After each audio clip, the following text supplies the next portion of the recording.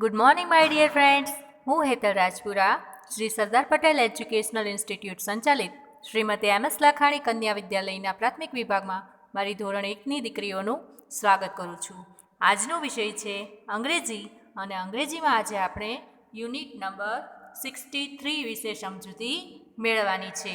તો ચિત્રોની સાથે શબ્દોની માહિતી મેળવવા માટે તૈયાર થઈ જાઓ. પહેલું ચિત્ર આપેલું છે બોક્સનું, BOX. બોક્સ એટલે કે પેટી. આ પેટીમાં આપણે ઘણી બધી વસ્તુઓ સરસ રીતે રાખી શકીએ છીએ. તો સ્પેલિંગ થશે BOX, બોક્સ.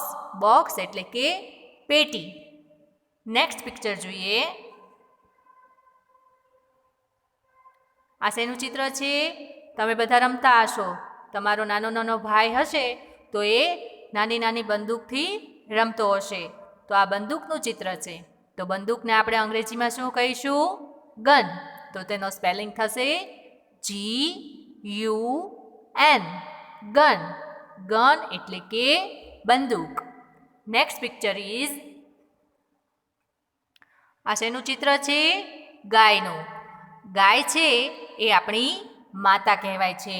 ઘણી વખત તમે આગળના ધોરણમાં જશો ત્યારે તમને ઘણી વખત ગાયનો નિબંધ લખવાનો પણ કહેવામાં આવે છે કે ગાય ઉપર નિબંધ લખો.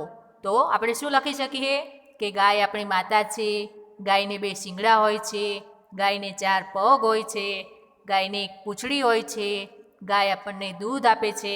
તો આવી રીતે સરસ મજાના 4-5 વાક્ય તમે લખી શકો છો. તો ગાય એને આપણે અંગ્રેજીમાં શું કહીશું? કાવ, જેનો સ્પેલિંગ થશે COW.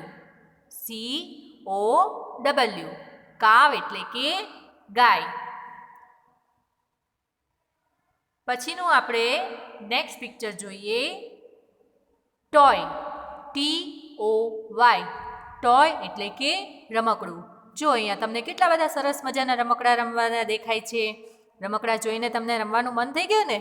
અત્યારે તો તમે બધા ઘરે રહીને ખૂબ જ રમતા હશો, પરંતુ શાળા શરૂ થાય ત્યારે આપણે વધારે ભણવાનું છે, બરાબર?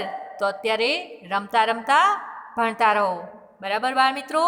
તો ફરી વખત એનો સ્પેલિંગ જોઈ લઈએ. TOY. ટોય એટલે કે રમકડું. નેક્સ્ટ પિક્ચર ઇઝ,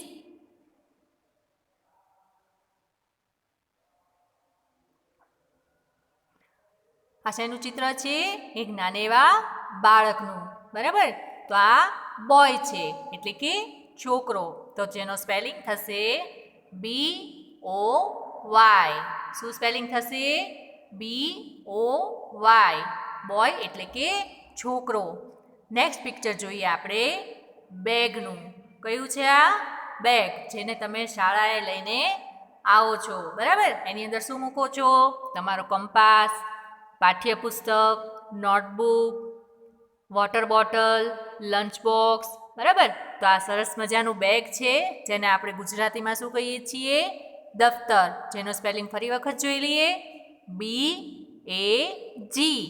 બેગ એટલે કે દફતર. ત્યાર પછીનું નેક્સ્ટ પિક્ચર જોઈએ. જો અહીંયા તમને એક માણસ દેખાય છે, બરાબર ને? જે તમને શું કરે છે?